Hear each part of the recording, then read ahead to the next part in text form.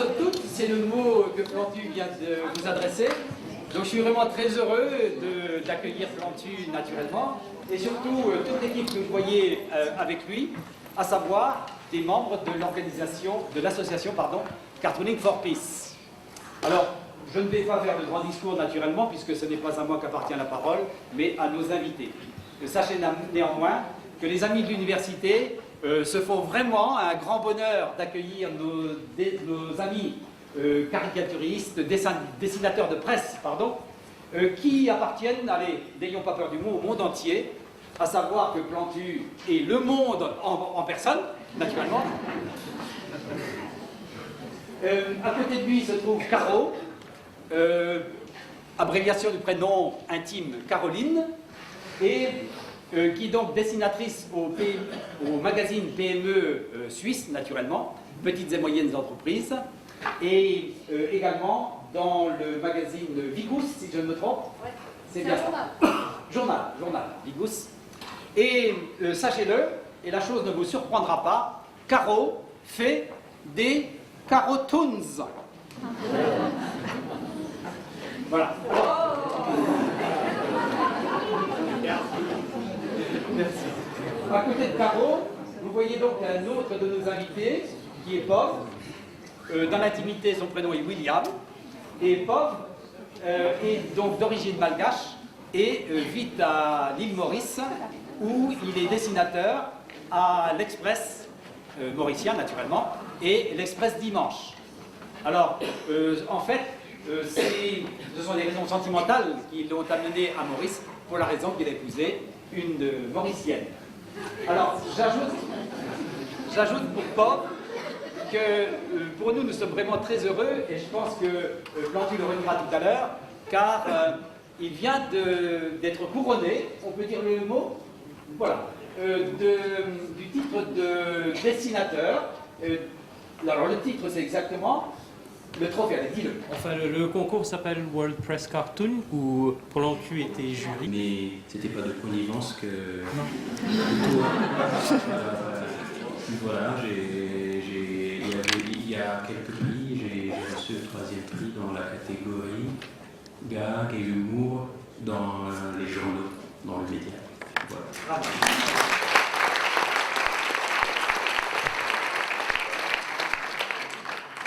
À côté de Pov, et là je suis sûr que beaucoup d'entre vous seront heureux de pouvoir voir, non pas en caricature, mais vraiment en chair et en os, le dessinateur, votre dessinateur favori dans le GIR, à savoir Souche.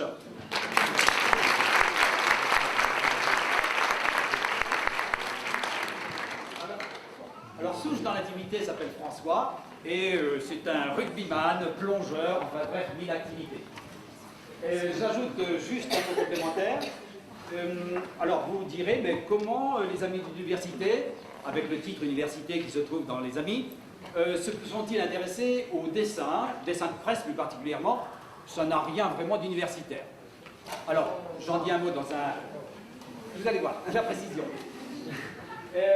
Tout d'abord, je voudrais signaler que Dessin pour la paix, donnons le texte, le thème français si vous voulez, a été créé en 2006 par Plantu lui-même, tout de suite après l'épisode des dessins de Mahomet, et Plantu a rencontré donc Kofi Annan, qui était donc secrétaire général des Nations Unies, pour justement défendre en quelque sorte, c'est le titre de la conférence de ce soir, la liberté de créer, de penser et de caricaturer. Donc, naissance des dessins pour la paix, et tout à l'heure, Plantu vous le dira, un grand nombre de dessinateurs de presse se sont associés, évidemment, à l'objectif dessiner pour la paix. Et tout à l'heure, il va vous dire pourquoi. Bien évidemment, cette association-là aussi s'appuie sur d'autres organismes qui lui permettent de vivre, et en particulier la MGEN. Je crois saluer là, autour de moi, beaucoup d'adhérents de la MGEN. Donc vous saurez que vos cotisations, de certaine manière, vont en même temps à Dessin pour la paix. Alors juste, et ceux qui étaient à la médiathèque, j'ai grand plaisir à saluer parmi nous Lucie Cuvelier, qui est la directrice de la médiathèque. Voilà, merci. Car vous n'avez pas manqué, je suppose, d'aller déjà voir les dessins qui se trouvent donc exposés à la médiathèque. Et au moment de l'inauguration, je citais donc brièvement le propos de Thierry Baudet, qui est donc le président de la MGN. Bon, je passe sur le fait que la mutuelle de santé intéresse bien évidemment la santé prioritairement, mais il ajoute, acteur de santé, la MGN se veut également facteur de progrès social et s'associe à de nombreuses initiatives concernant les droits de l'homme, le droit des femmes, la protection de l'enfance. Alors je rebondis sur cette citation de Thierry Baudet pour vous dire que le droit des femmes est une des préoccupations premières, loin d'être essentielle, mais première quand même de Plantu et des membres de Dessein pour la paix, car Plantu a une tendresse particulière pour les femmes.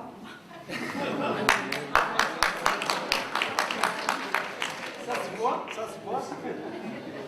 Et ceux qui ont eu la curiosité de regarder l'affiche justement pour cette soirée-là ont pu remarquer ce dessin de Plantu où nous avons une assemblée d'hommes, donc très macho en quelque sorte. Et dans le petit coin, il y a donc la secrétaire à qui on dit « Note bien Brigitte la chose ». Alors voilà, cette tendresse particulière me permet, défense du droit des femmes, également de dire combien cette organisation qui vous a permis d'être là ce soir repose aussi beaucoup sur des femmes. Je signale, entre autres, évidemment, Émilie Leverrier, et vous le lui direz, Plantu encore une fois, qui est donc la collaboratrice immédiate de Cartooning for Peace à Paris, qui n'a pas pu être de voyage, et croyez-moi, je sentis bien au téléphone dernièrement, avait un peu creux sur le cœur, parce que c'est elle qui a permis dans toute l'organisation de l'exposition. Donc voilà, Émilie Leverrier, entre autres. À la médiathèque, j'ai signalé tout à l'heure Lucie Cuvelier, mais alors là vraiment un hommage très fort, elle n'est pas là ce soir puisqu'elle a pris l'avion, c'est Marie Bourgade, que vous connaissez peut-être, qui a beaucoup œuvré pour que l'exposition se fasse. Deuxième femme. La troisième d'entre elles, c'est Brigitte User, qui est donc la secrétaire du service, excusez-moi, universitaire art et culture, et curieusement, l'affiche à laquelle je faisais référence, c'est « Note bien Brigitte ». Donc il y a un peu de Brigitte User dans l'affiche. Voilà. Et je termine mon tour d'horizon avec Céline Pasquino, qui est donc secrétaire de direction à l'agence Nautilus. Et je ne voudrais pas laisser dans l'oubli, je m'arrêterai là, toutes ces dames qui composent le bureau des Amis de l'Université et qui me sont d'une aide précieuse, croyez-le. Tout repose sur elles, et moi je ne suis que la figure d'affichage. Bon, voilà.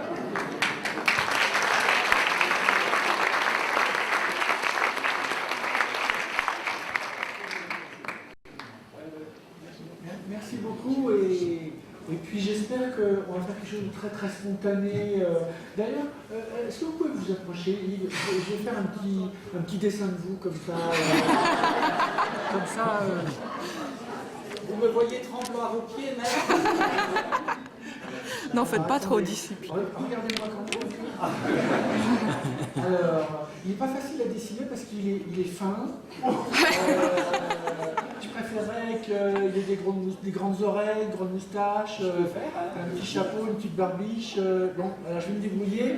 Alors, il a les yeux très rieurs. Il a le nez un petit peu de profil. Ah, il a un tout petit nez. Ça me rappelle une fois, j'avais dessiné, je faisais des dédicaces et puis il y a une dame qui m'a dit « Ah, vous pouvez pas le faire le portrait de mon mari ?» Alors je dis « Bah, je sais pas, il est où ?» Elle me dit « Il est pas là, mais je vais vous le décrire. » Je lui dis « Il est comment ?» Bah, elle me dit les yeux moyens. Oh, et le nez, un gros nez, non, moyen. Et il a des cheveux, ben oui, mais pas beaucoup, mais en même temps, alors je fais un dessin, bon, et puis, et je lui dis, il a un menton, ben oui, mais pas tellement, et je lui dis, mais comment, il a des grandes épaules, non, pas grande, mais pas petite non plus, bon, et je fais un truc complètement raté, et je donne le dessin, et je dis, oh, c'est lui.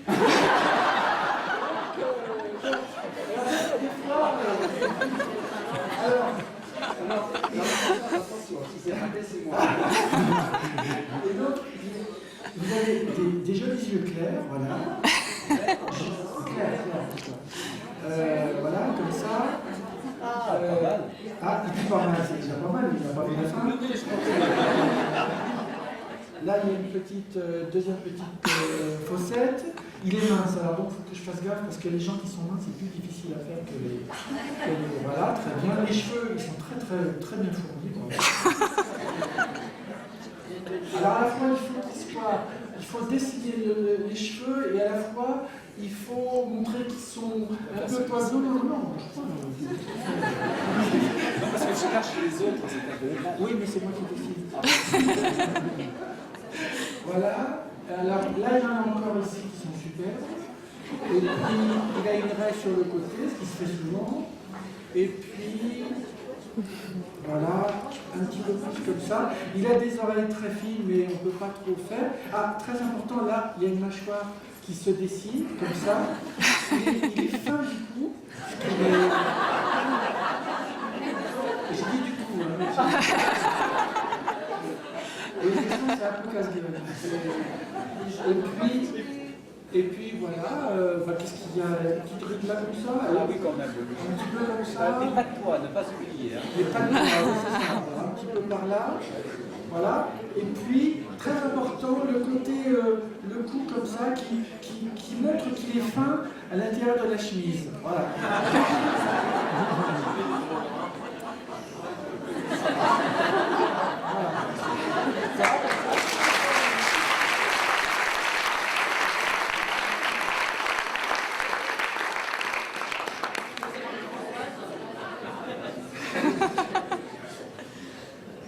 Voilà. Et puis, bon, c'est pour vous dire que le dessin, c'est quelque chose de très spontané.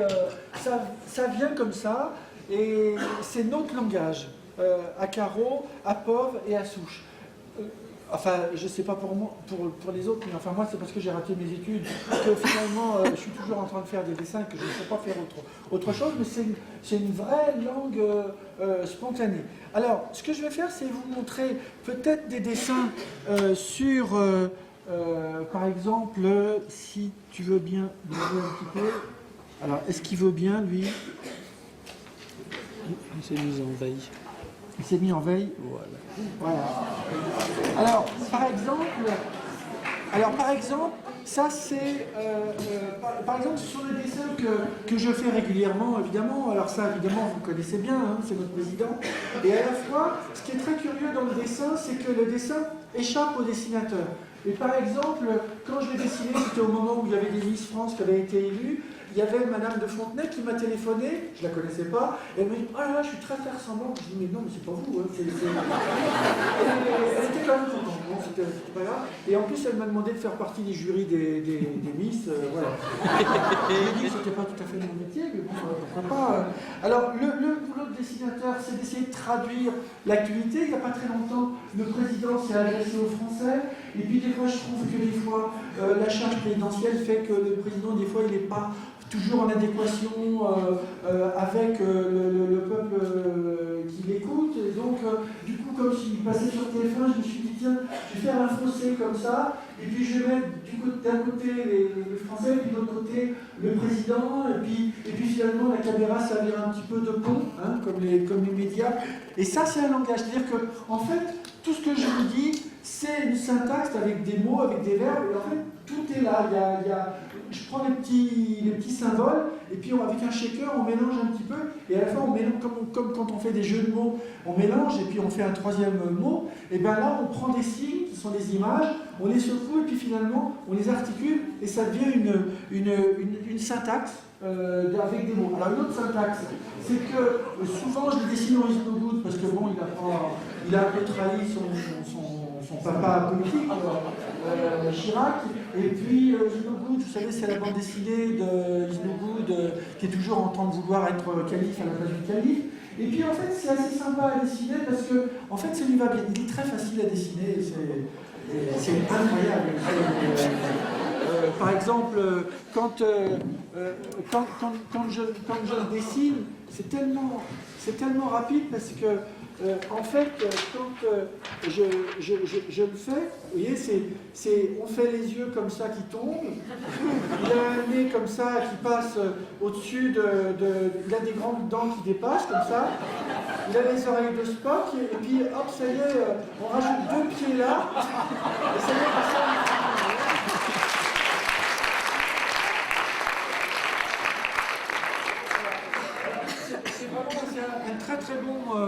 très bon client. Et puis, alors du coup, quand je le dessine, d'ailleurs, regardez, il ressemble à tout. Il ressemble à un Schtroumpf, il ressemble à Napoléon, il ressemble à Louis XVI quelques jours après la Révolution. Il y a eu chikungunya là-haut, il y a un petit chikungunya. Qu'est-ce qu'il y a il y a un peu de tout. Hein. Je l'ai fait en petite malienne quelque part là-haut, là, en Louis XIV, en Simpson, en marin, en pot de fleurs en plus, en pot de fleurs, comme ça en commissaire Maigret, en Tintin. Là, c'est en Beatles du Sgt Pepper, enfin en bec de gaz aussi. Alors, le problème, c'est qu'il ressemble à chaque fois, c'est un bon client. Chaque fois que je fais un bouquin, d'ailleurs, je devais lui filer des royalties. D'ailleurs, regardez, ça c'est important, ça c'est un des aspects importants de notre boulot dont on va parler avec Souche, avec Pauvre et avec Caro. C'est-à-dire qu'il y a des fois des dessins, ça coince un peu. Alors, est-ce que vous pouvez me dire, est-ce que vous pensez qu'il y a une des raisons qui font que le rédacteur en chef m'a appelé et m'a dit « Ah non, là ça coince ».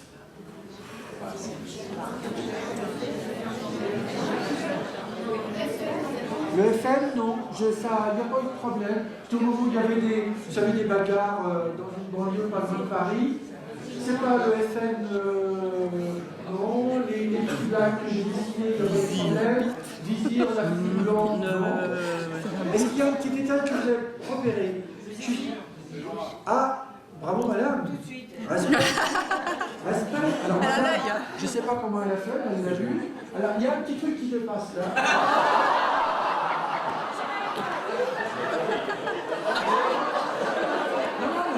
Respect, hein, c'est un métier. Hein. Bon, et donc...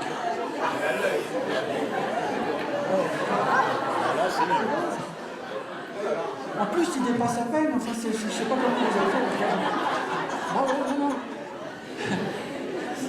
Et donc, le rédacteur en chef m'a dit, mais qu'est-ce que c'est que ce truc qui dépasse là? Et donc, ils ont arrêté les machines, ils ont enlevé... Et puis ils ont fait repartir les machines, parce qu'ils m'ont dit non, c'est un peu exagéré. Donc ça fait partie de... D'où on n'arrête pas de dessiner et de faire en sorte qu'il y a des choses qu'on peut faire, des choses qu'on ne peut pas faire. Voilà, c'est comme ça. Ça c'est le dessin que j'avais fait il n'y a pas très longtemps, en collaboration avec Yves, qui m'avait dit de dessiner ce bâtiment, qui est une région.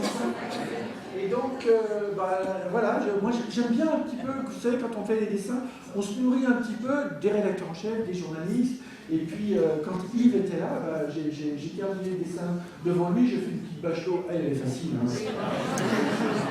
Et puis le principe de précaution, on a ça, vous avez vu les avions qui partaient pas il n'y a pas longtemps, le principe de précaution, il est partout, et il est au-dessus de nous quatre, c'est-à-dire qu'il y a un principe de précaution, de la pensée qui fait que maintenant, oui mais là tu peux pas le dire, là tu peux le dire avant mais tu peux plus le dire. Et ça, on se bat pour, et vraiment n'hésitez pas à nous poser des questions, pour essayer de voir comment on pouvait dire des choses avant, plus simplement, et puis comment aujourd'hui il faut quand même faire attention. Alors il y a d'autres pays comme en Iran, il y a des filles qui sont habillées, d'ailleurs elles sont habillées, on dirait des portables d'ailleurs. Et donc nous qui nous posons des questions sur nos médias, c'est-à-dire que nous qui travaillons dans des journaux où on se demande comment le papier va vivre un jour, survivre, eh bien il y a des filles qui défilent et qui sont vraiment très courageuses à Téhéran et qui utilisent les images de leur portable pour faire connaître les atteintes aux droits de l'homme. C'est un média qu'il faut utiliser et je trouve que c'est passionnant. Et donc le dessin. Alors il y a d'autres manières de raconter le dessin, les coups de boule, voilà. Le dessin c'est la vie, c'est-à-dire que c'est le sport. Ça, là tout à l'heure, Souche va vous parler de son expérience de rugbyman. Si tu veux faire des dessins, il y a un rétroprojecteur. Le dessin c'est aussi de raconter des tas de choses sur la taxe foncière, la TVA, la taxe carbone avec et puis en plus, moi j'apprends beaucoup de choses, parce que ce que je ne savais pas, je vous le dis, prenez des notes, quand on respire, vous m'arrêtez ici, c'est CO2, et quand c'est de l'autre côté, c'est NH4 ou CH4, je sais plus, CH4, et c'est du métal, voilà. Et donc, à chaque fois, moi qui ai raté mes études, en fait, j'arrête pas d'apprendre.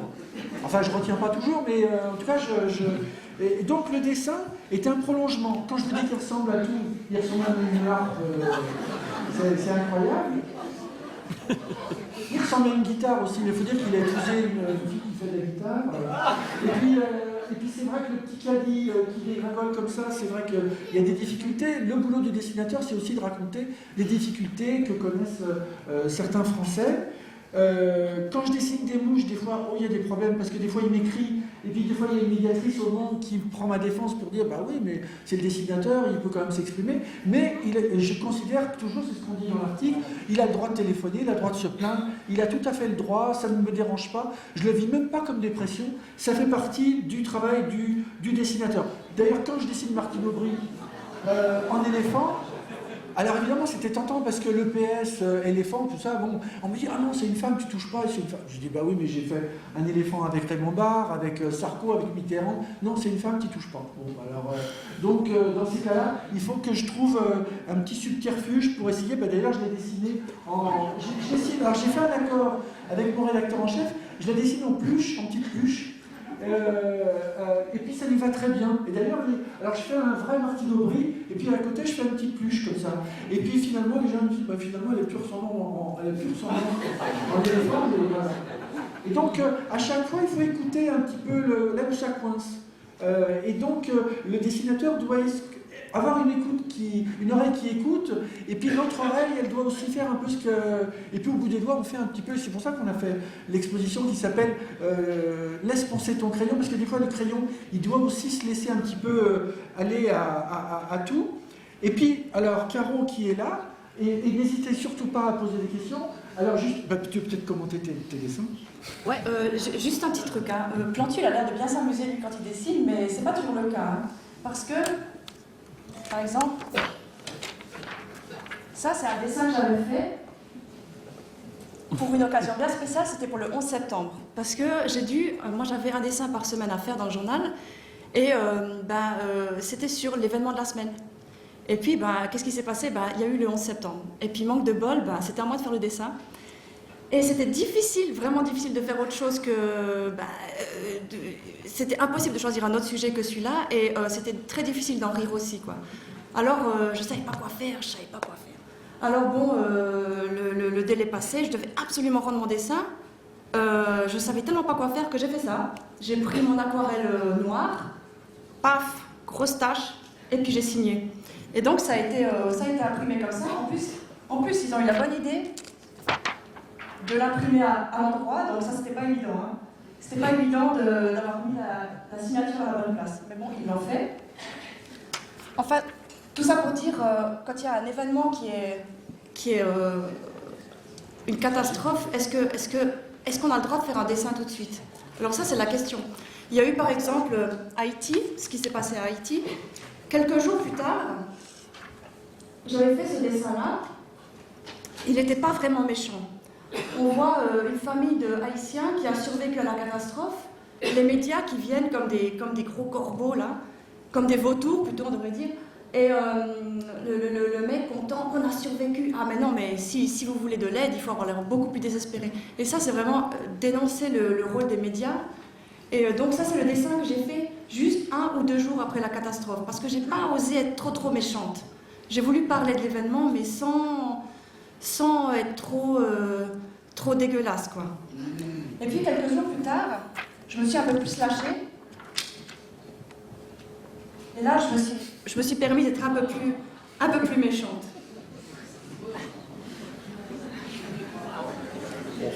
Encore un autre événement, alors là, j'ai pris un peu d'assurance.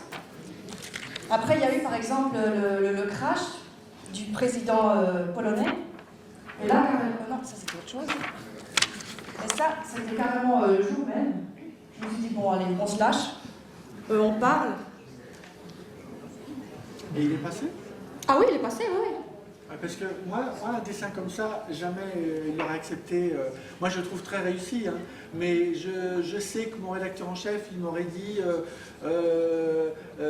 tu joues avec la tombe. Je sais qu'il ne l'aurait pas passé. Parce que justement, on vous parlera aussi tout à l'heure des dessins qui peuvent passer et qui ne peuvent pas passer.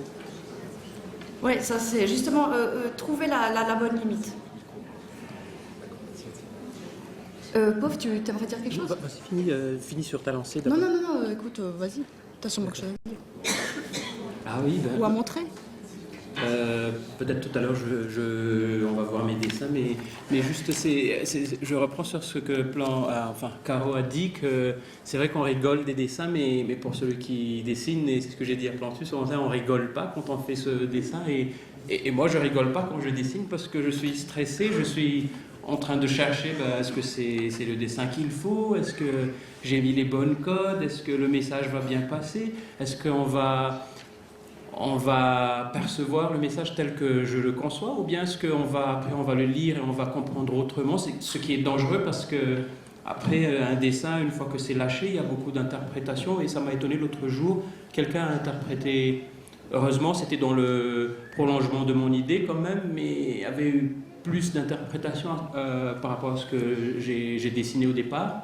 Et ça m'étonne parce que le dessin, finalement, il ne m'appartient plus, ça appartient à la personne qui le lit, et parfois ils le lisent un peu mieux que moi au départ. Que du coup, ça stresse un peu, et puis et on est en première ligne également. Le dessinateur, comme on a dit, il dessine ce qu'on ne dit pas, c'est plus facile à dessiner, mais évidemment quand ça c'est casse-gueule, c'est le dessinateur qui est le premier en première ligne, qui attrape tout, quoi. Alors c'est bien si ça marche, c'est un peu le dessinateur qui a brisé les barrières et tout ça, mais si ça ne marche pas, c'est lui qui ramasse tout, et puis le reste de l'équipe peut passer après. Donc pour toutes ces raisons-là, c'est un métier bien amusant, mais en même temps qui rigole pas du tout. Et vraiment, on est très très prudent, on fait attention, il y a les rédacteurs en chef, il y a les lecteurs, tout ça. Donc vous voyez, voilà, c'est très très délicat, quoi. Je pense que après je vous laisse... Moi je découvre, j'en ai vu quelques-uns, parce que je n'ai pas d'ADSL chez moi, donc quand j'étais sur le site de Caro, je ne la connaissais pas encore, et quand j'ai ouvert le dessin, c'est quand même pas mal. Je ne sais pas si on peut aller aussi loin. Je ne sais pas ce que vous en pensez, mais... Et d'ailleurs, quand tu avais fait ce dessin, c'était au moment des Jeux Olympiques. Et ton rédacteur en chef, encore une fois, tu as laissé passer ça. Ouais. Je vous dis, c'est parce que c'est très intéressant d'avoir des expériences croisées comme ça. C'est que moi, j'ai énormément de liberté dans le journal Le Monde et puis dans le journal Express où je travaille. Et à la fois, je me rends bien compte qu'on est porté par le sérieux du journal. Et des fois, quand je fais un dessin un petit peu trop décalé, les rédacteurs en chef me disent non, là, c'est pas dans la culture de nos lecteurs, et donc c'est aux dessinateurs de s'adapter un petit peu à la culture de supposer qu'on attend du journal. Et donc, c'est pas toujours facile. Et nous, notre travail, c'est d'essayer par exemple, quand j'étais à Bogota le mois dernier, eh bien, il y a les dessinateurs du plus grand journal à Bogota qui s'appelle El Espectador. J'étais étonné parce qu'il y a 2 dessins par page et les dessinateurs ne montrent même pas leur dessin au rédacteur en chef. C'est-à-dire que le dessin il est publié sans que personne ne vise le bif ou dise OK ou pas au dessin. Et j'étais surpris parce que je ne savais même pas que c'était une méthode de travail. Et ça fonctionne comme ça, et en plus c'est le premier journal de la Colombie. Donc à chaque fois je suis toujours étonné. Je te laisse. Oui, ok. Mais c'est pas vrai, il n'y a pas tout qui passe quand même, parce qu'une fois j'ai dû faire un dessin sur la géobiologie. C'est cette manière qu'on a d'examiner un lieu. Donc là où vous habitez, on va regarder s'il y a des sources telluriques qui peuvent vous déranger dans votre sommeil, regarder que votre maison soit bien orientée, tout ça. Ça se développe de plus en plus. Quelqu'un a écrit un article là-dessus et moi j'ai dû l'illustrer. Alors j'étais assez libre, on m'a expliqué ce que c'était, en gros, puis j'ai fait un dessin. Alors, je fais ce dessin-là, je trouvais que c'était drôle qu'une source, une petite source, puisse gêner quelqu'un au fin fond d'un désert d'Afrique. Et je trouvais que c'était ça la chose qui était drôle dans ce dessin. Et on me téléphone, on me dit ça, ah non, ça va pas, c'est beaucoup trop raciste, quoi, l'os là dans les cheveux, non, c'est pas possible ça. Alors je dis, bon, mince. Oui, alors on a discuté ensemble, on aimerait plutôt un paysage suisse, vraiment typique, avec la source. Mais j'ai dit, mais mon dessin, il n'a pas de sens, parce que ce qui est drôle, c'est justement la source dans le désert. Si je mets des montagnes avec de la pluie et de l'eau à outrance, c'est vraiment pas drôle. Alors bon, bah, ils ne discutent pas, les délais sont courts, alors on va quand même faire. Bon. Alors j'ai fait le même dessin, avec les habits typiques du Valais suisse, les montagnes, et je me suis dit, je vais mettre de l'eau partout. Comme ça va être ridicule que la petite source minuscule puisse gêner. Mais en fait, moi je trouve que ce dessin il est aussi raciste que l'autre, parce que c'est aussi de la discrimination. C'est, à mon sens, bon d'accord, il n'y a peut-être pas un noir dessus, mais il y a des paysans. Je ne vois pas ce que ce dessin a comme connotation moins raciste que l'autre. Ce que je trouve intéressant, parce que justement, tu parlais de racisme, et moi par exemple j'ai dessiné à Madagascar, je suis malgache, j'ai dessiné pendant presque une dizaine d'années à Mada, avant de dessiner à Maurice. À Maurice, je dessine pour 2 journaux différents, et oui, alors moi je dessine pour 2 journaux avec donc j'ai 2 rédacteurs en chef différents, et ces 2 produits-là, ben, ils ont vraiment différentes façons de concevoir les choses, que du coup, un interdit chez l'un peut passer chez l'autre, mais passe moins ailleurs. Donc, et comme je dessine dans les 3, à chaque fois mes repères sont vraiment brouillés. Donc du coup, je passe un dessin, si ça passe pas chez l'un, je le fais passer chez l'autre, qui le laisse passer. Mais pour moi, le plus important, c'est que il faut s'exprimer, quoi. Après, je joue un peu comme ça, je faufile un chez l'autre, et puis comme ça, pour ne pas me faire bloquer. Alors, oui, des choses comme ça. Ce qui est intéressant, en plus, par exemple, quand on parle de l'Afghanistan, comme ni c'est à Madagascar, ni c'est à Maurice, ni dans l'un des 2 différentes rédactions, ils sont un peu plus relax. D'accord, dessine sur les talibans si tu veux, mais pas sur nos musulmans. D'accord. Donc ok, mais c'est bien, je jongle partout comme ça, et il faut trouver des astuces comme ça, parce que le plus important c'est de ne pas s'émousser à force de se dire peut-être que ça ne passe pas, peut-être que c'est trop méchant, peut-être que c'est raciste. On finit par soi-même s'étouffer, et peut-être qu'il y a des créativités qui ne naissent plus. Alors d'un côté, on me dit lâche-toi, et on me dit lâche-toi, mais celui-ci ne passe pas. Donc ça fait partie du jeu, mais bon, c'est comme ça. Moi, j'essaie de me retenir le moins possible pour que la créativité quand même ne devienne émoussée, et après ça perd de la valeur, parce que ce qu'on appelle bon ou mauvais dessin, en fait, ce sont les dessins qui ont suscité le plus d'émotions. Et quand les gens disent ouais, c'est joli, finalement, c'était pas vraiment si joli que ça, alors. Dommage, j'ai pas pu apporter le dessin, celui qui a eu le prix. Ah ouais. Voilà, un dessin qui n'a pas passé à Madagascar.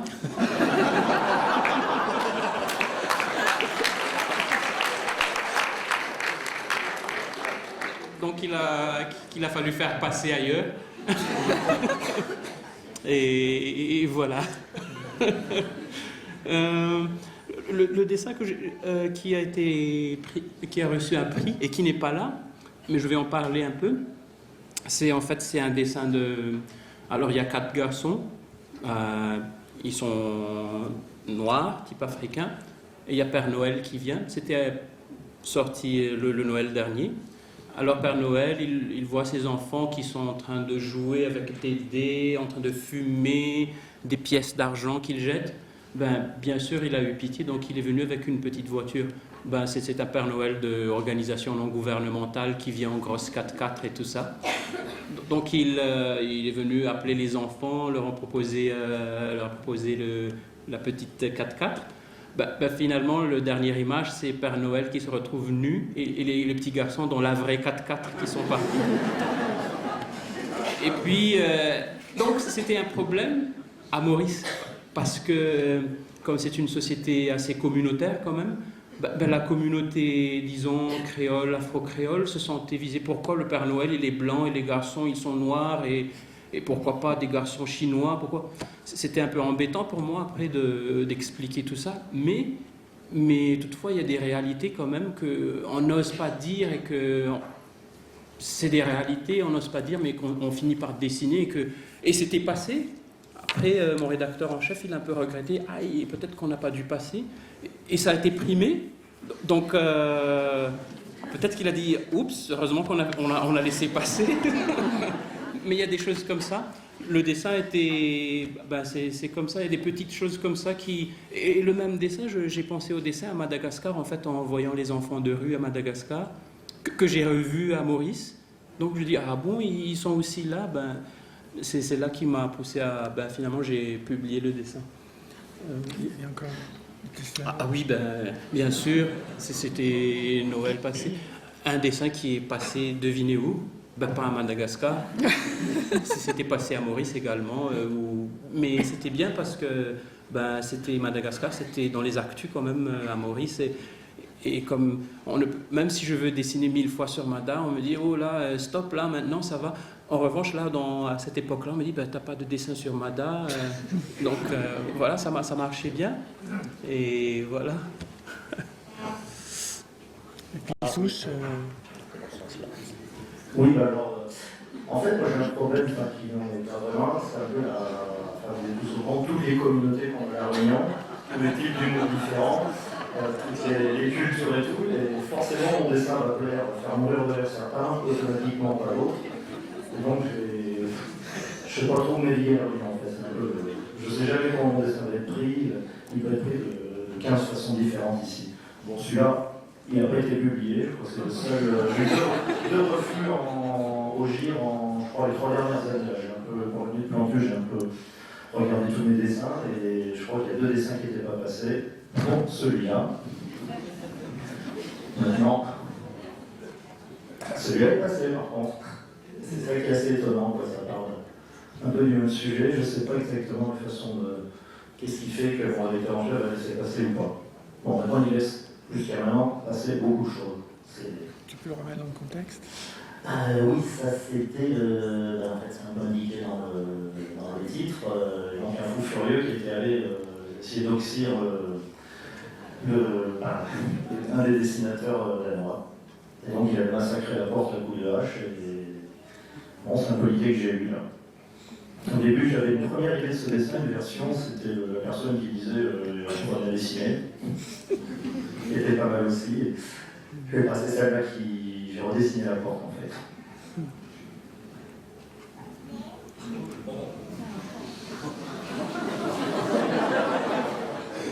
Bon, maintenant on a un consulat chinois ici, donc.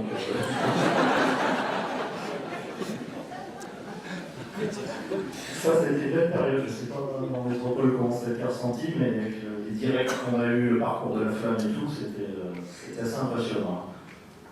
À la fois des belles images et ça, des images, je trouve. Je crois que j'ai un autre dessin, mais je ne sais pas s'il est dessus sur la postille elle-même, non, tu l'as pas. Je crois pas. Bon, T'en as là? Ah, j'ai ma clé USB, mais ça va dérouler ton ordinateur. Il y a ces dessins. Oui, alors ça, celui-là, en fait, il est gentil. C'est le dessin qui a eu le plus de retours négatifs. Et celui-là, par contre, le rédacteur en chef ne l'avait pas vu parce que j'ai envoyé un peu tard celui-là. Et le lendemain, il m'a appelé, il m'a dit qu'il y a beaucoup de retours négatifs. Et même à des gens qui ont appelé directement l'agence de Saint-Pierre, et c'était le journaliste de Saint-Pierre qui a reçu les coups de fil. Ça, c'est juste parfaitement ce que je disais, ça va faire mourir de une partie des gens et choquer énormément une autre à la Réunion. Donc, je ne peux pas prendre de gants pour tout le monde, et puis bon, c'est pas non plus des dessins très agressifs, et sûrement pas humiliants en tout cas. Et en plus, c'est ce qu'a dû dire au prix assez vrai. C'est vrai. Donc c'est vraiment, je caricature la réalité, c'est pas une attaque, c'est un fait. Et ça est très mal passé ici. Et du coup, dans la foulée, celui qui était juste avant n'a pas été accepté parce que bon, c'est la religion, on est un peu en plus sur la génération. Donc voilà. Enfin, celui-là sur les femmes kamikazes. Voilà, je ne le présentais pas. Bon, c'est pour ça que j'ai mis dans l'exposition aussi.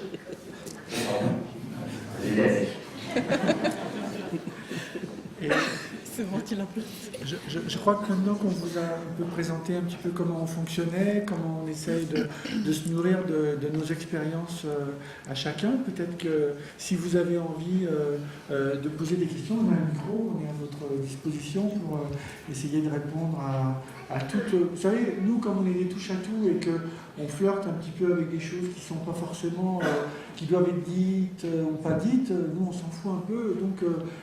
allez-y de votre spontanéité la plus simple. Alors, on pourrait peut-être commencer d'abord dessin pour la paix. Je crois quand même que c'est assez tonique quand même ce que vous présentez comme dessin. Oui, parce qu'on essaye de flirter avec le plus proche de ce qui est l'interdit. C'est-à-dire que quand on mélange des dessinateurs chrétiens, juifs, musulmans, on n'a pas encore de tamoul, mais je veux dire, on ne demande pas mieux. On essaye de voir jusqu'où on peut aller dans le dessin. Et puis, on essaye de faire aussi un équilibre. Et qu'est-ce qui nous soude dans cette association qu'on a créée avec Cartooning for Peace, c'est d'essayer de faire des images politiques dérangeantes, mais qui évitent d'humilier les croyants. Parce que je vois pas l'intérêt de, justement, nos amis dessinateurs danois, quand ils ont fait le portrait de Mahomet, ils ne savaient pas qu'il y aurait 50 morts au Pakistan, 11 en Libye, etc. Et donc, nous, notre but, c'est de faire des dessins qui énervent, bien sûr, mais à la fois, on ne se lève pas le matin en disant « tiens, on a envie d'avoir 50 morts au Pakistan ». Donc, pour reprendre l'image de le blasphème sur l'image du prophète, moi, ça ne me dérange pas parce que moi, je n'ai pas envie particulièrement tous les matins de dessiner le prophète. Et comme par exemple, moi qui étais scout marin quand j'étais adolescent, par exemple, vous savez, quand on est sur un bateau, il y a un mot qu'on ne doit pas dire sur un bateau parce que sinon ça porte malheur. Et c'est le mot lapin. Bon, moi, je trouve ça un peu... C'est comme une superstition. Je trouve ça un peu idiot, mais à la fois, moi, quand je suis sur un bateau, moi, jamais je dis ça, pourvu que je puisse dire d'autres choses. Donc, si on ne peut pas dire lapin, c'est pas grave. Bon, dans le dessin de presse, on n'a pas le droit de dire lapin. C'est un lapin mordu, c'est pas grave. Enfin, je sais pas où je m'embarque. Peut-être qu'il y a une question que ça vous... Si vous souhaitez, sinon on peut vous montrer des tas d'images qu'on a préparées. Bonjour, merci d'être venu à la réunion. Je m'appelle Nadège Lagardère, qui retranscrit les conférences des amis de l'université. Je suis étudiant en droit. Merci. Bravo. Tout à l'heure, Souche a parlé d'un genre d'autocensure. Je suis allée à l'inauguration à la médiathèque et j'ai vu un dessin où vous aviez dessiné, c'était un dessin de Plantu, il me semble. Vous aviez dessiné un prêtre qui tenait la main à un petit garçon et vous aviez écrit les voies du Seigneur sont impénétrables et le petit garçon disait il y a bien qu'elle. Est-ce que vous n'êtes pas dit à un moment que peut-être vous aviez trop loin? Quand j'ai fait le dessin, je me suis posé la question. Alors, pour bien répondre, prolonger un petit peu ce que disaient mes amis, c'est que des fois, quand on a un contact avec le rédacteur en chef, il faut essayer de savoir jusqu'où on peut aller le plus loin possible. Et moi, selon les jours, il y a des fois les rédacteurs en chef qui sont un peu rigides, d'autres qui sont moins rigides. Et ce jour-là, je me souviens que c'était un samedi, et c'est un rédacteur en chef très sympa. Et du coup, j'ai fait mon dessin, et je me suis dit, je vais essayer avec lui, ça va passer. Et puis finalement, c'est vraiment passé, mais je trouve que mon dessin aurait dû passer avec tous les rédacteurs en chef de la semaine. C'est-à-dire que, et je sais que en fait, le hasard a voulu que ce soit ce jour-là, avec lui, mais en fait, je sais qu'avec les autres, il ne serait pas passé. Et moi, je pense que mon travail, c'est d'essayer, d'abord, ce n'était pas une généralité, puisque c'était un responsable de l'Église, mais c'était pas quelqu'un en particulier. Et donc, dans ces cas-là, notre travail, c'est de toujours de savoir jusqu'où on peut aller quand on fait le dessin. C'est-à-dire qu'à partir du moment où le gars, je me souviens, je l'avais dessiné comme ça, on ne sait pas qui c'est, il y a 2 petits yeux comme ça, on ne sait pas qui... Voilà, et puis donc il y a le petit garçon, et donc il y a pas, on ne rentre pas dans le détail, je ne sais pas si c'est l'expression qu'il faut dans voilà. Et donc, résultat, je trouve que dans ces cas-là, ça n'est pas dirigé contre quelqu'un en particulier. Et donc mon travail, c'est de dire bah, écoutez, c'est une réalité qui touche malheureusement pas mal d'enfants, et qui, si on ne le fait pas en image, nous, en dessinateur de presse, qui va le faire?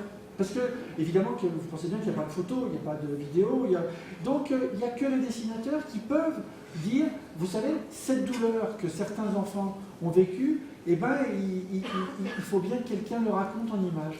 Et donc notre travail, qui a une part d'indécence, hein, je reconnais, hein.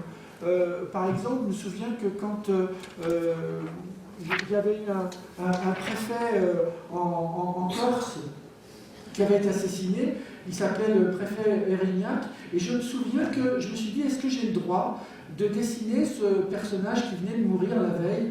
Il allait à un spectacle, et puis j'avais même mis son petit képi à côté, et puis une tache de sang comme ça. Il y a quelque part quelque chose d'indécent à montrer la mort, en plus la mort de quelqu'un qui vient de perdre la vie et pour lequel j'avais aucune, évidemment, animosité. Et donc, à la fois, oui, mais je me disais, mais il faut bien que je dise que je ne suis pas d'accord avec cet assassinat très lâche. Et donc, je me suis dit, bien sûr que la famille peut regarder le visage de ce monsieur qui est mort, et à la fois, je me suis dit, mais quand même, ils vont comprendre que mon dessin, il était aussi, surtout, un hommage à ce préfet qui venait de mourir. Donc, à la fois, il faut qu'on flirte avec ce qui est décent, indécent, et ce qui est important, c'est qu'on puisse prolonger le débat qui est, en fait, plus le nôtre, parce que finalement, le dessin, je dis, c'est rien, c'est un bout de papier qui s'envole. Le vrai débat, c'est celui qui est dans votre tête quand vous regardez les dessins et que vous dites tiens, et puis vous le montrez à quelqu'un d'autre qui est d'accord, qui n'est pas d'accord, et c'est ça qui est formidable dans le débat. Et c'est pour ça que Kofi Annan m'avait demandé de réunir des dessinateurs du monde entier, parce qu'il se rendait compte que surtout justement sur des problèmes de religion, on allait être à la veille de difficultés pour dire ou ne pas dire certaines choses. Et si vous avez envie de dessiner... Allez-y. Oui, bonsoir. Oui, les religions, après tout, sont des idéologies comme les autres. Donc, ça me semble extrêmement grave de devoir limiter sa liberté de penser, de caricaturer sur une idéologie, quelle qu'elle soit. Alors, je comprends bien votre scrupule. Lorsqu'on fait un dessin qui a 50 morts, c'est tragique, mais est-ce que c'est au dessinateur d'assumer la bêtise et le fanatisme à l'autre bout de la planète? Première question. Deuxième question par rapport au paysage français où la liberté de penser, de dire, et semble se réduire, de dessiner probablement aussi, et souvent au nom d'associations qui se réclament plus ou moins des droits de l'homme. Que pensez-vous des pressions justement exercées par ces associations dans différents domaines, je suppose aussi dans le dessin? Des pressions, je vais donner le micro à mes amis, mais les pressions, on en a tous les jours. Et donc, ça fait partie de notre travail. Mais ça, c'est pas très grave. Ce qu'il faut, c'est surtout réagir et dire qu'on est motivé pour essayer de faire passer une opinion qui vient de là. Et qui est une opinion vraiment qui vient des tripes. Et qu'il faut se battre pour ces opinions. Quand je vous parlais qu'il y a une sorte de chape de plomb qui s'installe avec un principe de précaution de la pensée, eh bien nous, notre travail, c'est d'essayer de bousculer un peu ce principe de précaution de la pensée pour qu'on puisse réagir. Pendant qu'il s'exprime, moi je vais rechercher des dessins justement pour vous montrer comment il y a des dessinateurs, même au Danemark, ils ont réussi à contourner les interdits. Oui, en tout cas, moi je trouve qu'il faut. Nous, on ne fait. C'est pas le dessin en lui-même qui est dur, c'est souvent la vérité qu'il y a derrière. Donc, nous, notre rôle, c'est d'en parler, c'est de le montrer. Et je pense que le dessin, pour ça, c'est un excellent moyen. Et en plus, c'est vraiment le nôtre, parce que si on savait écrire, peut-être qu'on l'écrirait, mais nous, notre arme à nous, c'est le crayon, donc on le fait avec le crayon. Et c'est pas parce que ça va choquer des gens qu'il faut pas le faire. Au contraire, moi je pense qu'il faut créer une sorte de complicité avec le lecteur qui fait que les gens, quand ils vont voir le dessin, ils vont se dire ah bah ouais, nous on n'aurait pas osé le dire, mais c'est exactement ce qu'on pense. Donc on a plutôt ce rôle un petit peu de lancer le débat, quoi.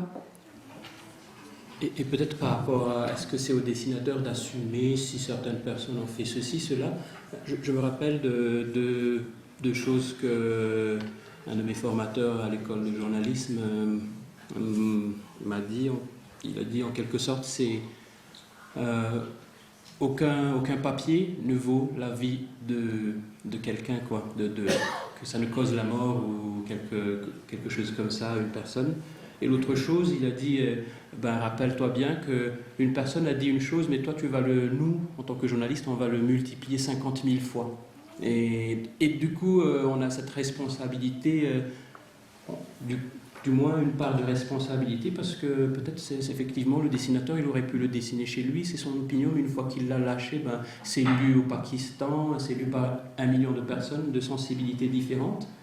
Et si ça cause 50 morts, quand même, on sent quand même que c'est quelque part, si ça a été lu au Pakistan, c'est parce que je dessine dans un journal, sinon ça aurait été resté à la maison.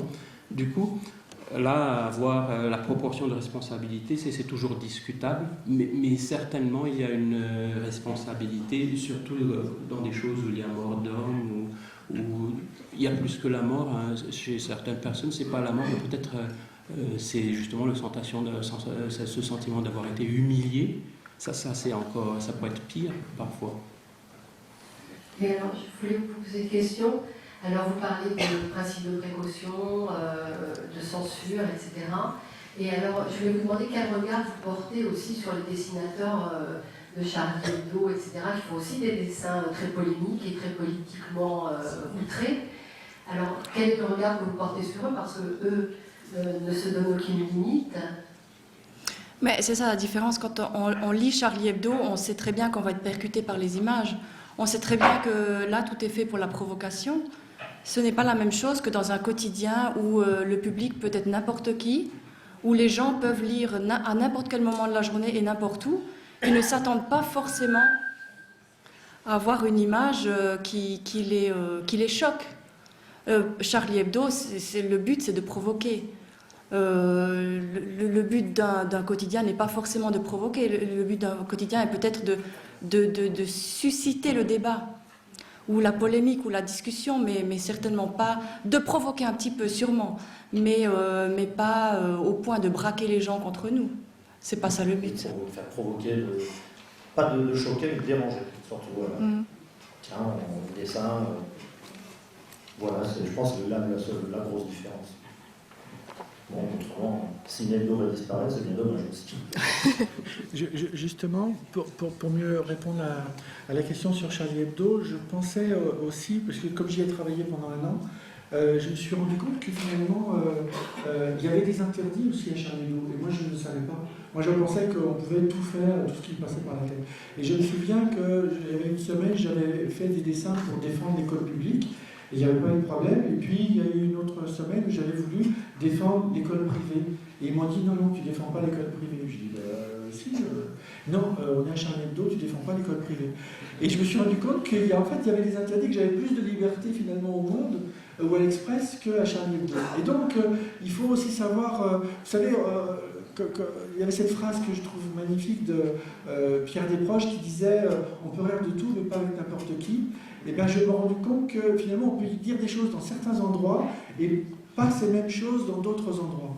Et pour mieux répondre sur les pressions de la question précédente, c'est que, par exemple, j'ai pris cette photo là, le mois dernier à Bogota, et je trouve que en tant que dessinateur, on est dessinateur, mais on est aussi des artistes. Et il y a une réponse comme ça à la pression, qui est magnifique, qui est faite par un peintre et un sculpteur que vous connaissez, c'est Botero. Et Botero, il dessine toujours des femmes un petit peu pulpeuses, mais là, c'est une petite colombe assez pulpeuse, et c'est comme ça qu'il la dessine. Mais à la fois, on est en Colombie, où il y a les narcotrafiquants, il y a les paramilitaires, il y a des tas de violences, c'est incroyable, la violence qui existe dans ce pays. Et quand on se retrouve à regarder, ça c'était à Medellín que j'ai vu cette photo, j'ai fait cette photo de cette colombe. Eh bien, qu'est-ce qui est arrivé à Medellín, qui est quand même en plus dans le coin un des coins les plus dangereux de la Colombie? Eh bien, c'est que des terroristes, alors on ne sait pas si c'est des narcotrafiquants, si c'est les FARC, si c'est les paramilitaires, toujours est-il que mode de pression assez classique, ils ont fait péter la colombe. Et qu'est-ce qu'a fait Botero? Je trouve que c'était une belle réponse d'artiste, c'est qu'il a dit, mais ne touchez pas à la colombe qui a explosé, moi je vais faire une autre colombe. Et finalement, c'était une réponse, c'est-à-dire qu'il subit les pressions, il laisse l'exemple de la pression et de l'intolérance, et finalement, il propose une autre image pour essayer de surmonter la dictature de certains groupes ou certaines milices. Et je trouve que le boulot du dessinateur, c'est de faire des tas de réponses à tous les... D'ailleurs, une autre réponse, toujours à Bogota, il y avait le musée, le Sénat, l'Assemblée nationale, ils ont demandé à un artiste de faire ce qu'il voulait sur la devanture, sur les colonnes du Parlement. Et cet artiste, comme il y a un tiers des sénateurs qui sont en tôle, donc il a montré le côté pourri d'une partie de la politique à Bogota. Et je trouve que l'artiste, quand il a la chance de pouvoir s'exprimer, il a fait des énormes... C'est des fourmis qui sont comme ça. Et en fait, quand on regarde bien, en plus c'était une belle idée, les deux parties de la fourmi, comme c'était deux boules, c'est deux têtes de mort les unes à côté des autres. Et c'était une magnifique idée. Et je trouve que quand il y a une tragédie, quand il y a quelque chose de grave qui arrive dans un pays, et ben l'artiste peut essayer de répondre à la difficulté, il essaie de sublimer un petit peu ce qu'il a dans le ventre, et il essaie de raconter ce qu'il a envie de faire passer. Par exemple, pour encore parler des interdits, ça c'est une carte postale qu'on m'a donnée en Égypte. Évidemment, le visage du prophète ne peut pas être visible. Donc, c'était pour nous une difficulté supplémentaire. Ça, c'est un dessinateur qui s'appelle Chapat, il est en Suisse, et il fait le dessin comme si le dessin lui échappait. Vous voyez, laisse penser ton crayon, mais à la fin, quand le crayon pense trop, et ben, du coup, il y a des manifestations, il y a 50 morts au Pakistan. Donc, on a aussi une responsabilité. C'est-à-dire que nous, il y a une sorte de bon sens qui fait qu'on n'a pas envie qu'il y ait 50 morts. Donc, ne pas faire le prophète, c'est pas vraiment un gros problème, pourvu qu'on puisse s'en prendre au Hezbollah quand il montre de l'intolérance, au Hamas, ou à Al-Qaïda. Vous voyez, dès qu'il y a des intolérances, c'est notre boulot parce que c'est du terrestre. Tout ce qui est au-dessus des nuages, on verra plus tard. D'ailleurs, on a un copain dessinateur, il a dessiné Jésus, je l'aime bien ce dessin, parce qu'il n'est pas du tout anticlérical, mais il est drôle. Comme quoi on peut faire quelque chose sur la religion et faire quelque chose de drôle. C'est Jésus qui marche sur l'eau, sur le lac de Tibériade, et puis il y a les apôtres qui nagent à côté, et puis qui disent à Jésus, mais t'es con, elle est bonne. Et c'est bien parce que ça fait du bien sur un sujet qui peut être un peu sacré, et bien on se fait plaisir. Et donc, pour vous montrer encore ce qui était possible avant, c'est qu'en Égypte, par exemple, il y avait un dessinateur arménien qui s'appelle Saroukian. Dans les années 50, il pouvait montrer un imam qui draguait les filles. Et tous les jours, dans le journal en Égypte, il y avait cet imam qui était raconté en bande dessinée. Et aujourd'hui, c'est inimaginable. Et ça, c'est un peu les questions qu'on doit se poser. Pour ça qu'on a créé Cartooning for Peace avec Kofi Annan. Et quand il y a eu les interdits, je me suis dit, bon, alors je ne dois pas dessiner Mahomet, je ne dois pas dessiner Mahomet. Et puis à la fin, bon, il y a un barbu qui se... Et quand même des lecteurs m'ont dit, mais vous savez, votre barbu ressemble à Léonard de Vinci, je dis, c'est parfait, moi ça m'arrange. Et donc, comme ça, c'est toujours continuer à contourner les interdits. Et pour terminer, voici un dessin qui s'appelle Carsten Grabeck, il travaille à Copenhague, il est danois, et regardez comment il a réussi à détourner l'interdit. Il a fait un Mahomet flouté. Et je trouve que c'est une bonne manière de répondre à l'interdit. Voilà, si vous avez d'autres... Ah, là-haut, il y a une question, là-haut. Oui, bonsoir. Est-ce que vous iriez plus loin sans rédacteur en chef, en suivant l'exemple de Bogota? L'exemple de Bogota. Sans rédacteur en chef. Ah oui. Est-ce que tu irais plus loin sans ton rédacteur en Ah chef? oui, oui. Moi, je me réfère toujours à mon rédacteur en chef, sauf quand je sais que, non, là... en fait, c'est étrange parce qu'il y a un de mes rédacteurs en chef qui est vraiment un complice. Lui, quand il a des doutes, il me demande est-ce que tu publierais si tu étais le rédacteur en chef. Mais il le fait vraiment parce qu'il est dans les doutes, parce que quand même son journal tire de l'avantage du fait qu'on publie des choses assez percutantes, et ben c'est le rédacteur en chef quelque part qui en tire aussi une certaine gloire et fierté. Donc des fois il me demande si j'aurais publié quand il a des doutes. Et des fois c'est moi qui lui demande allez regarde, est-ce que tu vas publier ça? Mais franchement, donc il y a une complicité que je pense que, oui, même sans rédacteur en chef, des fois je réfléchis, je ne sors pas certains dessins. Et je trouve que cette complicité est intéressante, de vraiment ensemble compter l'un sur l'autre. Et je sais qu'il compte beaucoup sur moi parce que très souvent les dessins sont polémiques et très souvent il me demande est-ce qu'il faut publier ou non. Et ça c'est vraiment... Je trouve que pour moi-même, c'est très très gratifiant comme d'avoir, disons, la confiance, et c'est pas le respect de mon rédacteur en chef. Justement, quand je dois faire un dessin le matin, eh ben, le boulot du rédacteur en chef, c'est de me pousser un petit peu à trouver les idées du dessin. Un peu comme d'ailleurs, ça m'arrive de parler aussi dans les écoles, et je le dis aux élèves, mais vous savez, il y a des fois, le prof ou la maîtresse, elle vous demande de faire des dessins, je sais pas, de faire un devoir, et puis finalement vous dites oh non, j'ai pas révisé, et puis finalement, au bout d'un quart d'heure, on pond quelque chose, l'élève pond quelque chose à son prof ou à sa maîtresse, et puis finalement, il se dit finalement, je ne pensais pas être capable de l'étonner, de faire quelque chose. Et en fait, le boulot du dessinateur, eh ben, c'est toujours un petit peu comme ça. C'est-à-dire que moi, tous les matins, quand j'ai pas envie de... Tous les matins, j'ai envie de dormir d'abord. Et puis quand le rédacteur en chef, en fait, il m'aide un petit peu à... Je suis un peu comme si j'étais devant un précipice, et puis que je sais qu'en bas, je vais m'écraser comme ça, parce que je sais que je vais mourir, parce que je vais pas trouver mon idée de dessin, parce que tout se joue entre 8h et 10h15.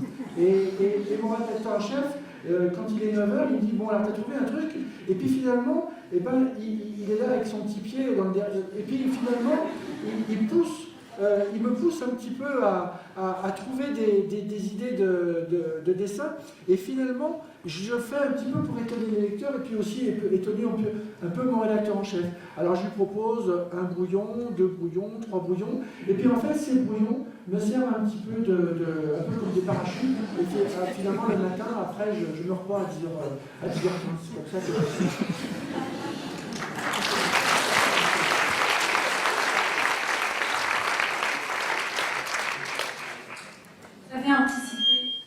Vous avez un peu anticipé ma question, parce que vous vous retranchez toujours derrière le rédacteur en chef, un peu comme un Mahomet, voilà, tout puissant, invisible, mais en réalité, vous êtes des gens qui vous nourrissez de l'air du temps.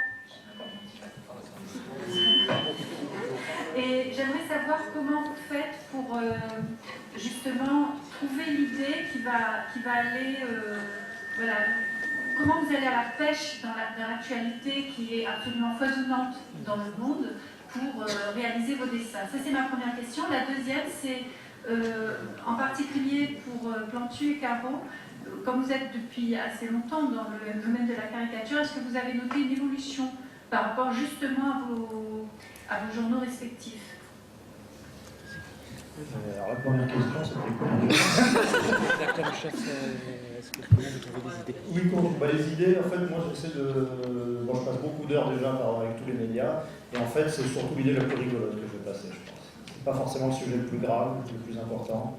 Métropolitain, international ou typiquement réunionnais, c'est vraiment l'idée, moi personnellement, à part évidemment un événement incontournable, c'est souvent l'idée la plus rigolote que je vais passer dans le dessin. Pas forcément la plus forte, hein, mais... Et pour le rédacteur en chef, moi, alors est-ce que c'est une chance ou pas, j'envoie mes dessins, je n'ai j'ai très peu de contact avec ma rédaction, on a instauré ce système, que ce soit Tillier, Tézier avant ou Yves Moreau maintenant, c'est excessivement rare quand on parle de dessin. Donc je fais vraiment, pour ça, je suis. Après, sur quelques dessins, on m'a dit non, mais j'ai vraiment totale liberté. Je leur mets même pas un crayonné. J'envoie le dessin le soir, en général vers 20h, et c'est tout. Voilà. Et donc vraiment, pour moi, c'est du bonheur, hein, franchement.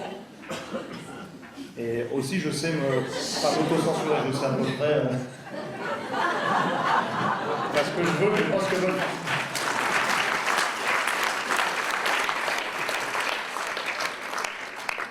Donc voilà.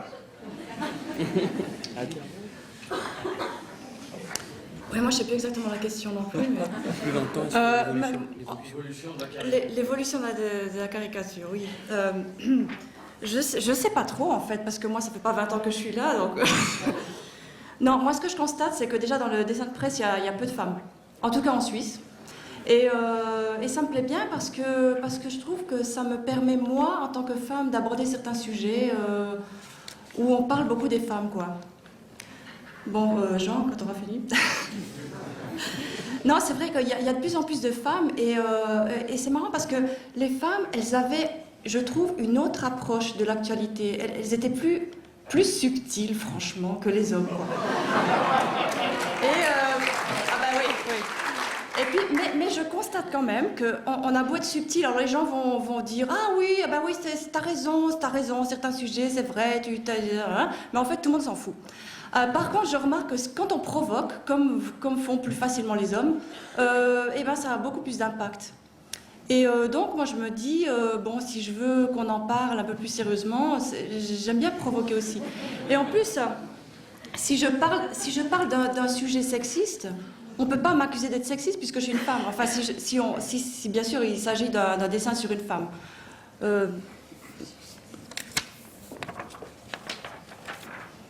Par exemple, là, on ne peut pas trop m'accuser de sexisme du fait que c'est une femme qui l'a fait. Donc, moi, ça me plaît bien.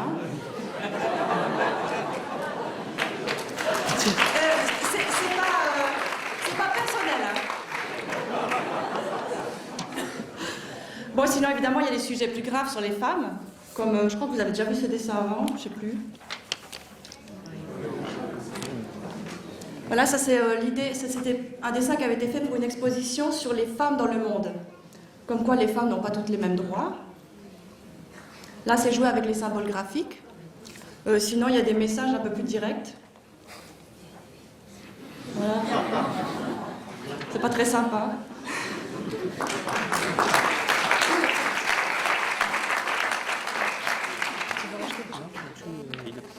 Tu vas réagir par rapport à l'évolution des dessins? Ah ouais.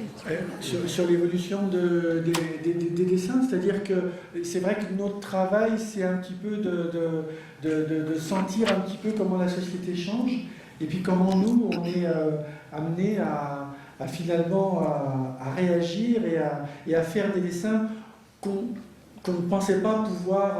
par exemple, je sais qu'il y a des dessins que je fais aujourd'hui, j'aurais pas pu les faire il y a 10 ans, et par contre il y a des dessins que j'ai fait il y a quelques années, que je me souviens il y a des dessins que je ne peux plus faire aujourd'hui, parce que je sais que, par exemple, il y avait un dessin que par exemple, je vais vous le montrer, j'avais fait une fille qui est en string, et finalement...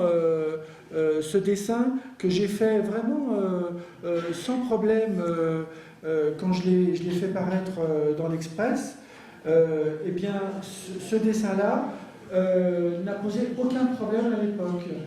Et à la fois, je me souviens que quand j'ai fait montrer le même dessin en Égypte, à Alexandrie, je me souviens que ça avait créé une polémique parce qu'il y avait un rédacteur en chef qui l'avait même mis à la une d'un journal égyptien, et là il avait été menacé de mort, et il est toujours vivant, mais ça avait été un moment difficile parce que je me suis dit oh là, qu'est-ce qui se passe, c'était il y a longtemps, c'était en 2005, et résultat je me suis rendu compte qu'il y a des dessins que je pouvais faire avant sans problème parce que je trouvais que c'était normal de les faire, et aujourd'hui parce qu'il y a aussi le web qui multiplie aussi les pressions. C'est-à-dire que quand il y a un dessin qui est fait que les gens n'aiment pas, ils sont organisés par le web, et résultat, ça fait un groupe de pression qui ne ressemble pas à la réalité. C'est-à-dire que quand les gens sont des manipulateurs, comme certains imams qui avaient manipulé et qui avaient envoyé des fatwas contre les caricatures danois, ils avaient vraiment manipulé la planète entière. Et en fait, le web, qui est un outil extraordinaire, peut aussi se retourner contre les dessinateurs. Et par exemple, ce dessin-là, il est passé dans le journal, mais à la fois, c'est très très casse-gueule. C'est-à-dire qu'un dessin comme ça, je ne peux pas en faire 3 dans la semaine. Parce que le rédacteur en chef dit, écoute, ça... Il y a toujours ce côté, vous savez, comme quand je vous parlais des lycéens, il y a toujours le côté, un peu côté enfantérie quand on fait des dessins. Et donc, il faut dire des choses, et puis il y a un côté, bon, et ça va pour la semaine. Un peu quand la maman, elle dit, bon, tu as déjà bouffé les confitures, tu ne recommences pas tout à l'heure. Donc, il faut faire attention. Par exemple, il y a 2 cardinaux, il y a un qui dit...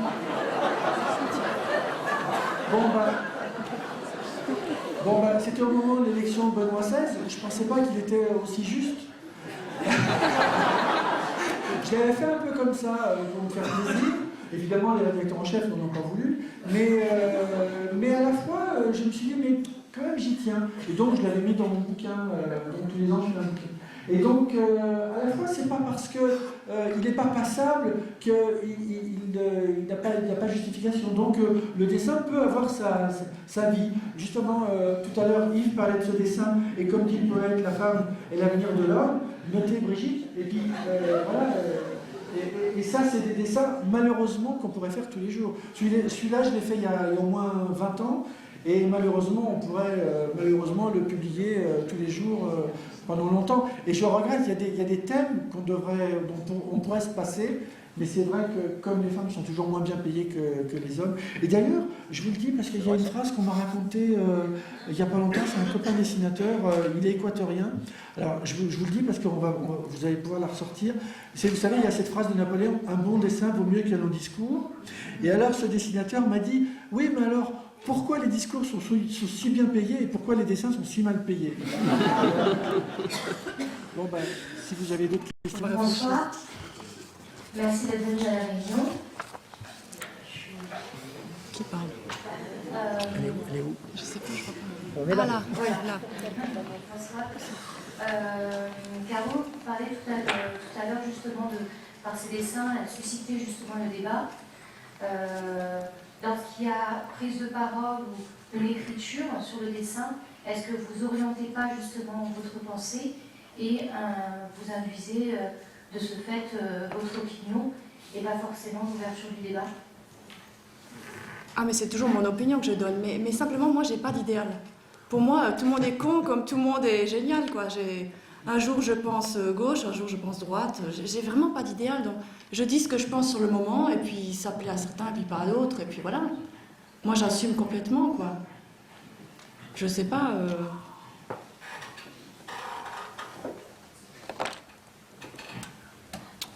Quand par exemple j'affirme qu'on vit dans un monde de macho, là je suis assez sûre de mon coup. Hein. Mais j'assume complètement. Hein. J'assume. Enfin je sais pas ce que vous en pensez. Raconte ce qu'il y a dans les bulles.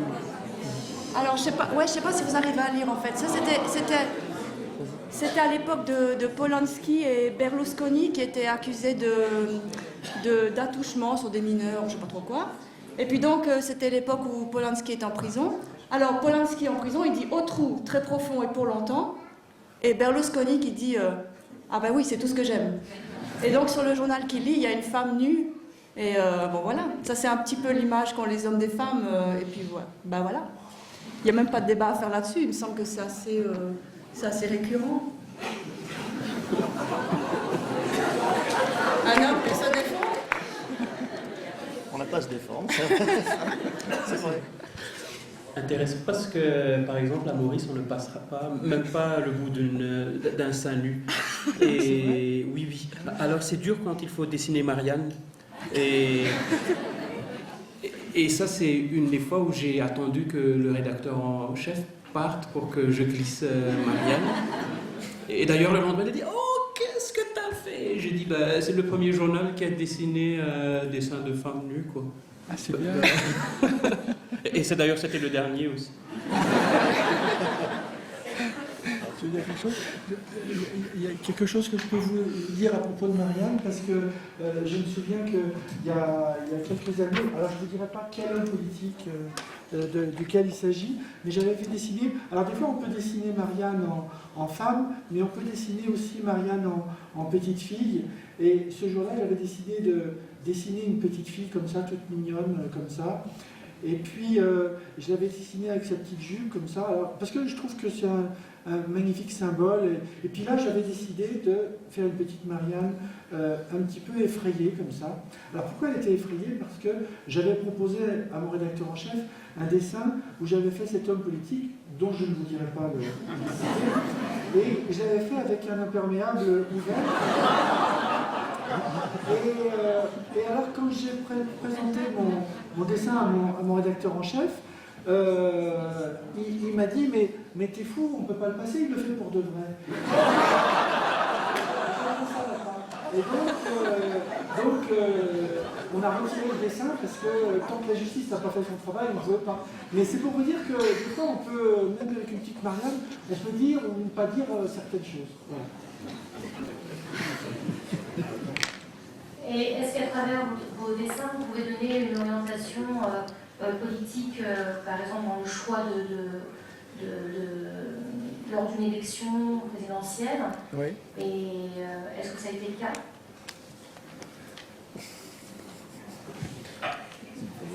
Plus de micro. Bah moi, à mon niveau, à la Réunion, ça m'étonnerait. Alors, il paraît que les guignols régionales, j'étais sur un bateau, j'ai zappé toutes les régionales à la Réunion. Donc j'ai appris la victoire de Didier Robert sans savoir qu'il y avait eu la désalliance PS Alliance. J'étais au courant de rien. Donc j'ai vraiment... Je suis rentré, j'ai vu sur un journal télévisé que Didier Robert était placé et j'ai fait le dessin dans la vie en fait. Que le dessin puisse sortir le lendemain dans le journal. Donc moi, non, je pense pas que j'ai une influence. Les guignols de l'info, apparemment, avaient un peu fait un bruit de course, on va dire, à l'élection de Chirac. Maintenant.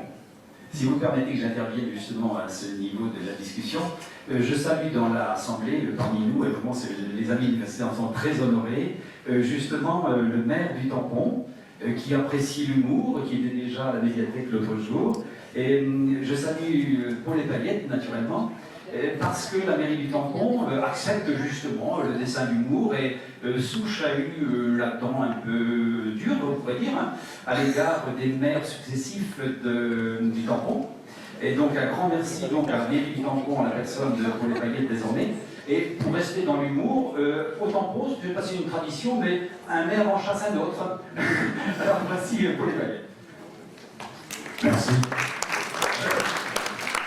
Simplement pour dire qu'on a parlé tout à l'heure de la place de la femme dans la société, et bien de l'amphithéâtre dans lequel nous sommes ce soir porte le nom d'une femme célèbre qui est passée à la postérité par son combat pour des valeurs qu'elle défendait, c'est Olympe de Gouges, hein, et qui a fini tragiquement, mais qui a voulu cette fin tragique parce qu'elle tenait justement, la proposition n'était pas son fort, elle a tenu à vivre sa vie et à mourir pour des idées qu'elle défendait en faveur de la femme.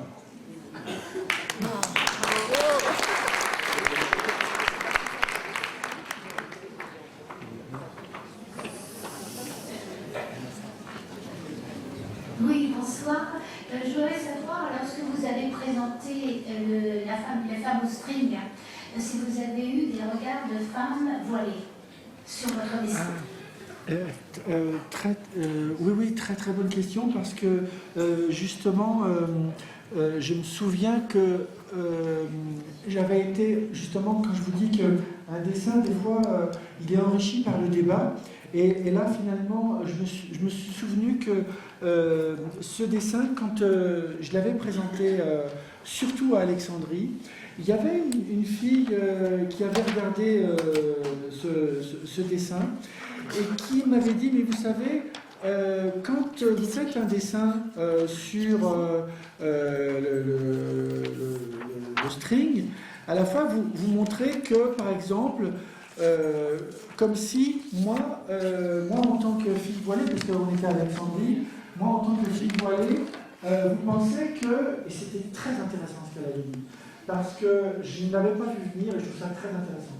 D'abord, elle m'avait dit, mais vous savez, d'abord, moi je suis voilée, et à la fois ce que vous ne savez pas, c'est que nous aussi, on porte un string des fois. Il y avait tous les garçons à côté, égyptiens, qui disaient ouais, c'est vrai, c'est vrai.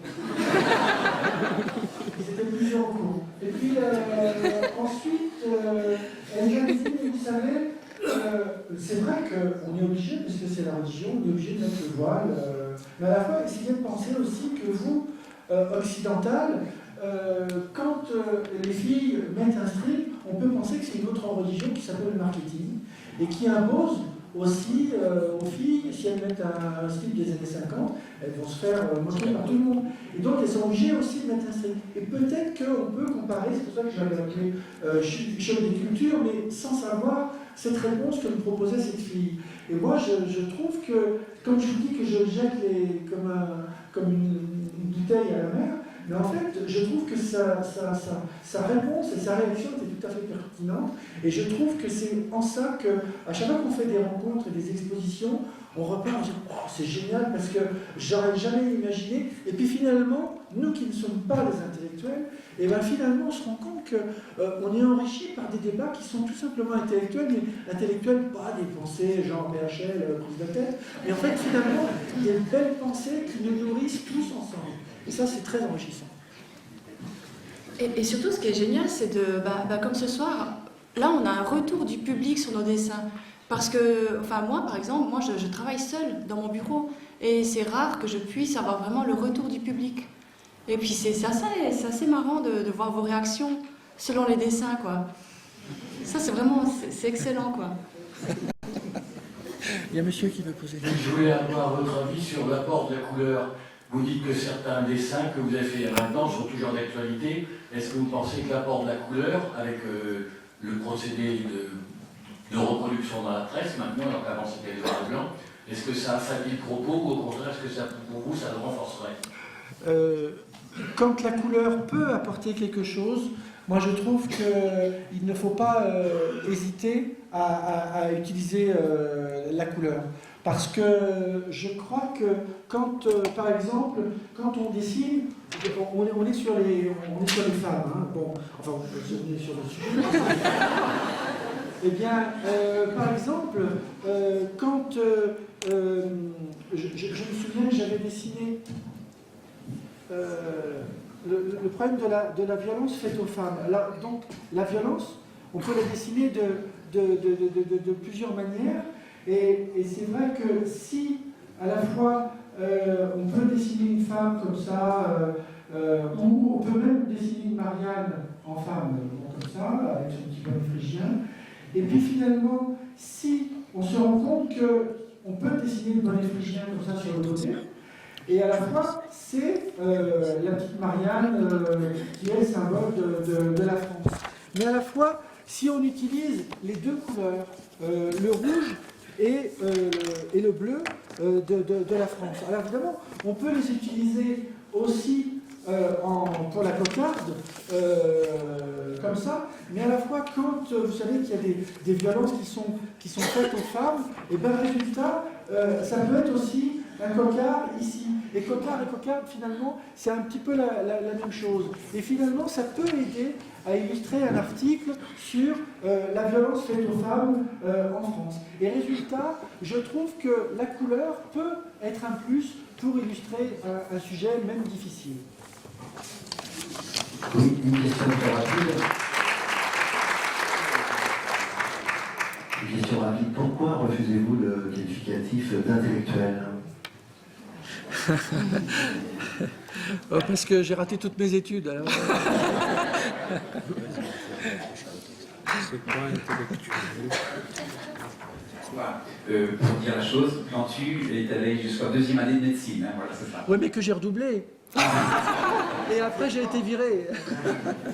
Alors, pour rester dans le sujet, curieusement, il n'était pas universitaire, bien sûr, mais il est l'objet de 2 thèses universitaires. dont la dernière en date est de 2002, si je ne me trompe, de Rémi Pézra, donc qui a présenté cette thèse en sciences politiques à l'université de Nancy 2, et c'était justement, alors le titre m'échappe à l'instant, c'était les contenus politiques de... Non, c'est pas ça. Non, mais comme j'en suis à plusieurs thèses que j'accompagne, puisqu'il y a des gens qui font des thèses sur moi, la prochaine va s'appeler Bonjour les chevilles.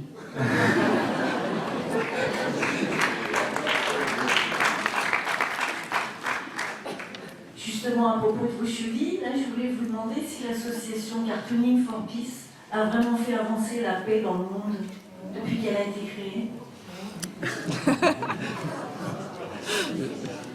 Bah, comme Caro est venue plusieurs fois participer à des rencontres, tu peux peut-être dire quelque chose. Peut-être l'expérience qu'on a quand on était en Nouvelle-Zélande, tu te souviens? Oui, bien sûr, mais c'est évident qu'il y aurait plus de guerre s'il n'y avait pas Cartooning. Ça me paraît tout à fait logique. Non, disons, ça c'est difficile à dire, mais en tout cas, la chose qui est belle avec cette association, c'est qu'il y a vraiment tous les dessinateurs du monde entier qui se retrouvent et on parle de nos tabous. On parle de nos tabous respectifs, parce que dans n'importe quelle société, il y a des tabous, même en Suisse. Et puis, ben, c'est ça qui est beau, c'est qu'on peut vraiment discuter, confronter nos avis, et faire comme ce soir. On montre chacun nos dessins, on voit comment le public réagit. Ça permet de nouveau de faire des débats, d'aborder certains thèmes, et on est tous d'accord pour dire que la paix, c'est plus joli que la guerre. Donc, dans ce sens, j'espère que ça fait avancer les choses. Par exemple, on a fait d'autres rencontres et en Nouvelle-Zélande et par exemple au Proche-Orient, c'était il y a pas très longtemps, il y a 2 ans. Et par exemple, ce dessin, on l'avait fait à Ramallah. C'était l'affiche d'une rencontre qu'on avait faite et à Ramallah et à Bethléem. Et alors, ce dessin, il a été fait par un Israélien. Et je trouve que... Alors évidemment, nous, on ne change rien, évidemment, pour bien répondre. Vous savez, il y a cette belle chanson de Julien Clerc qui s'appelle Mickey. À quoi c'est la chanson quand elle me chantait un chilien, point tendu, bras fermés, tout ça. Et je trouve que c'est très intéressant parce qu'on se demande à quoi on sert, si on est utile ou inutile. Alors il y a tous les jours, on se dit qu'on est inutile, mais on fait comme si. Et en fait, il y a des tas de dessinateurs au Proche-Orient, qu'ils soient palestiniens ou israéliens, qui font comme si.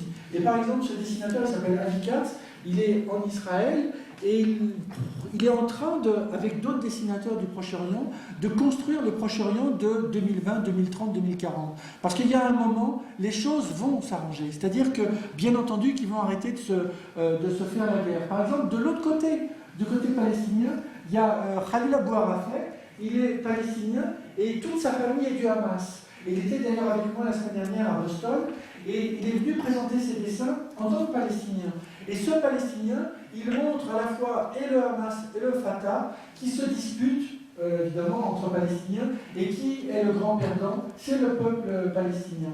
Et je trouve que lui, qui est, toute sa famille est du Hamas, et lui, il est contre le Hamas, je trouve ça très enrichissant de pouvoir essayer de voir comment on va construire le Proche-Orient des 20 prochaines années. Ce dessin pourrait être un Palestinien? Non, c'est un dessinateur israélien, il s'appelle Kishka, et la grosse bombe, il y a marqué sur le panneau Gaza, et la petite roquette sur le panneau Israël, entre les échanges évidemment entre le Hezbollah et entre les Palestiniens de Gaza et les Israéliens. Je trouve que c'est très enrichissant de se dire qu'on a des tas de dessinateurs qui essayent de calmer les choses. Ils pourraient très bien s'installer dans un truc, l'Israélien est forcément l'ennemi, et de l'autre côté, le Palestinien est forcément l'ennemi, et en fait, ils dépassent ces choses-là, et je trouve que c'est en ça qu'on essaye de les mettre ensemble. Et c'est là la difficulté aujourd'hui pour nous les dessinateurs.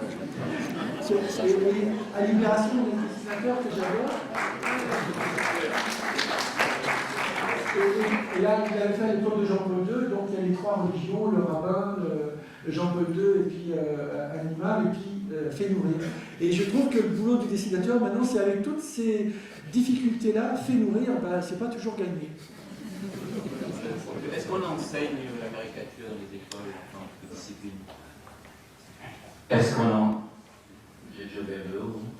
Est-ce qu'on enseigne la caricature en tant que discipline en tant que telle, ou bien on fait juste le dessin et on devient caricaturiste sur le tard, ou comment ça se passe? Pour moi, oui.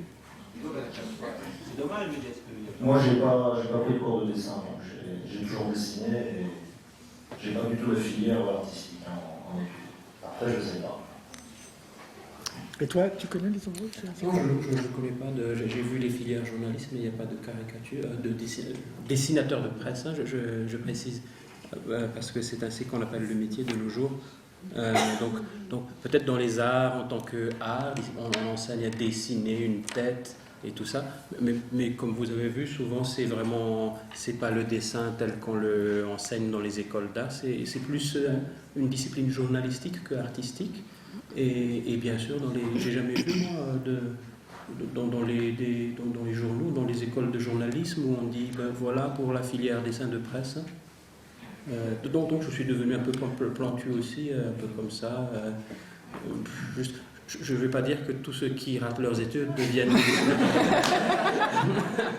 Et je ne vais pas encourager les gens à rater leurs études pour devenir dessinateurs de presse, mais ça arrive comme ça. Hein.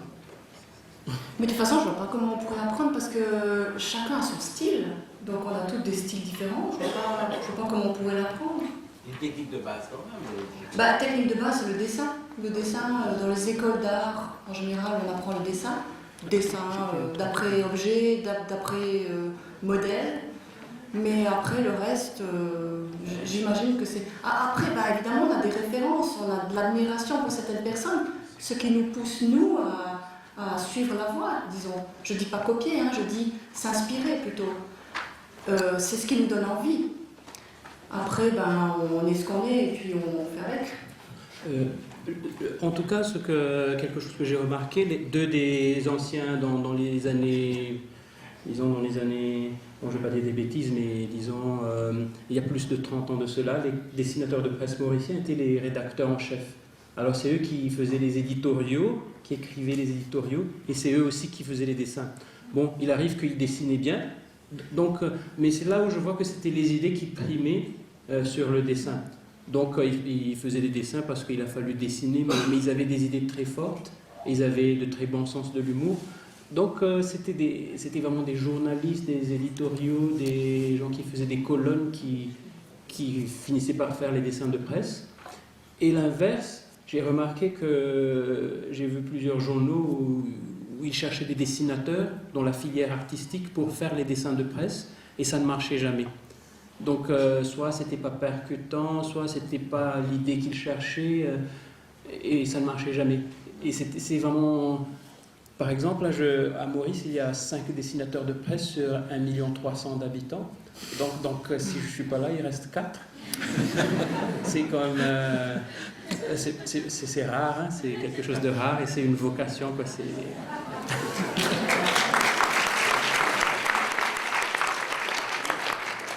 Vous avez remarqué comment ils ont l'air toujours radieux, toujours plein d'humour, etc.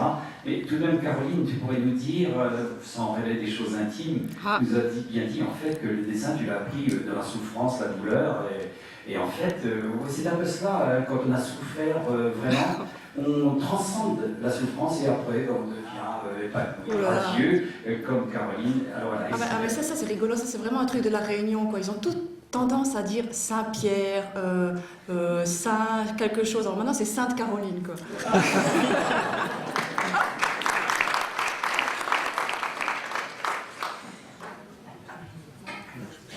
Bonsoir. Pour aller un petit peu dans le sens de ce qu'on vient de parler, est-ce que finalement il n'y a quand même pas un code un peu propre à cette activité de la caricature, même si vous avez tous des styles très différents?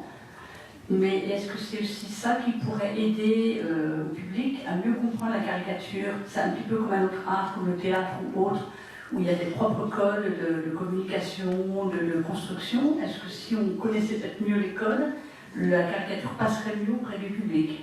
Mais ce sont des codes que vous connaissez, que vous avez tous en tête. Regardez, ça c'est une photo que j'ai prise. J'étais à la campagne et je regardais la terre craquelée. Et cette terre craquelée ressemblait à l'Afrique. Et en fait, quand on regarde les nuages, On a des tas de codes qui nous arrivent, des signes qui arrivent dans les volutes de la fumée. On voit des tas de choses. Dans les buissons, on peut regarder, on peut rencontrer des images. Et en fait, ce sont des images qui nous parlent et qui finalement, alors vraiment, je l'ai un peu retravaillé. Mais c'est vrai que quand on regarde ça, on pourrait très bien étudier ça en classe. Alors, je sais qu'il y a beaucoup de professeurs d'ailleurs qui utilisent les images, par exemple en économie, en histoire, en géographie, en instruction civique bien sûr, mais à la fois ce sont des codes comme nous quand on parle, nos codes, le langage, les mots, les verbes, les articles, et bien nous on montre des tas d'images et ce sont notre propre langage. Effectivement on pourrait très bien moi j'aimerais bien qu'on puisse pouvoir l'enseigner parce que ça correspond à une attente, parce que nous, notre premier jour sur la planète, on est né avec des neurones qui comprennent ni la littérature ni l'écriture, mais qui comprennent l'image. On est fait pour l'image. Nos neurones, ils sont faits pour l'image. Et ce n'est qu'après que nos neurones sont organisés pour la littérature et l'écriture. Et par exemple, à partir de symboles de l'Afrique, on peut vagabonder, on peut dire, tiens, on peut faire quelque chose sur le Darfour, toujours avec ce même article, complément d'objet, verbe, tout ça. On mélange, on prend cette carte qui nous touche, et puis finalement, on s'aperçoit qu'on peut décliner. Comme on peut décliner un verbe, on peut décliner une image. Tout ça peut très bien, effectivement, s'enseigner. Comme en Somalie, il y a les pirates, et ben on utilise la même image encore de l'Afrique, puis c'est encore autre chose. C'est-à-dire que ce même verbe, ou ce même complément, ce même article, vous pouvez l'utiliser de 1000 manières, et en fait ce sont des choses... Quelqu'un m'a demandé tout à l'heure, il y a un monsieur qui nous a posé une question, il nous a dit, mais à quoi ça sert de faire des dessins? Mais je lui ai répondu, mais c'est à quoi ça sert de respirer de l'oxygène? C'est-à-dire que, en fait, le dessin, il fait partie de nos propres neurones, et finalement, on décline à partir de ça des tas d'images, et ça fait partie de la vie. Il y a aussi ce dessin que j'ai fait il y a très longtemps sur la sécheresse dans le Sahel. Finalement, on s'aperçoit qu'il y a mille choses à raconter. Et pour vous dire que comment on peut décoder aussi une image, regardez, il y a cette image que j'avais retrouvée, c'était en Éthiopie. Bon, alors, des fois, quand je vois des images, ça me plaît, je regarde, et puis je vagabonde. Et puis finalement, je voyais ces branches comme ça portées par cette Éthiopienne, je me disais, il y a quelque chose à faire parce que j'aimais bien la manière dont elle était habillée, j'aimais bien le fardeau, et je me disais, il y a peut-être manière de raconter quelque chose, et finalement, j'ai fait ce dessin où il y a marqué, pour aider le tiers-monde, c'est par là, pour aider le tiers-monde, non, c'est par ici, et finalement, les branches ressemblent à des gens qui proposent. C'est-à-dire qu'on peut... C'est l'imaginaire qui l'emporte. Et en fait, ce sont des images qui nous emmènent vers quelque chose qui échappe au dessinateur et qui se propose un débat, parce que moi, au tout début, quand j'ai commencé en 72, j'ai travaillé au monde diplomatique, je faisais énormément de dessins sur le tiers-monde, et je me dis, mais à quoi, comme je vous disais, à quoi ça on fait comme si on servait à quelque chose.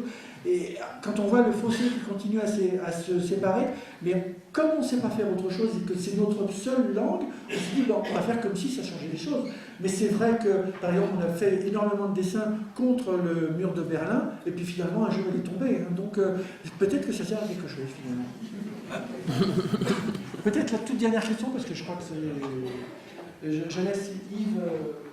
Alors, je crois que le charme nous allons reprendre, c'est vraiment dommage, parce que vous avez le sentiment que, voilà, ils sont là généreux de leur personne, dessinés, etc., croquer mille et mille choses, mais croyez bien que ça demande beaucoup d'énergie.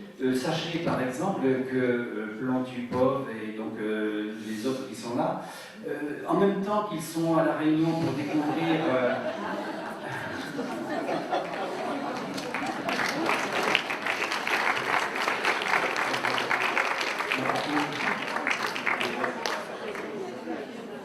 Non, c'est ça. Il n'y a pas de code là, c'est vrai.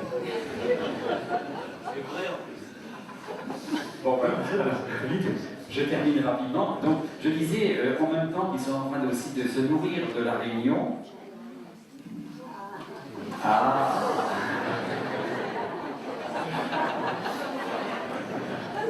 Bravo. Vous avez rigolé ou bien? C'est un peu chinois, quoi. Bon, alors, sans autre mot, il y a de la fatigue qui s'accumule. Et compte tenu du fait que demain, nous serons à Saint-Paul, que le téléphone sonne, n'est-ce pas? Tous vos amis de Saint-Paul, invitez-les à se rendre à l'espace culturel de Le Comte de Lille. Et donc demain, à nouveau une conférence. Et puis après-demain, à Saint-Denis, la fatigue s'accumule. Donc s'il vous plaît, je vais vous demander de ne pas assaillir nos conférenciers ce soir et de les laisser se retirer gentiment. Voilà. Merci à vous.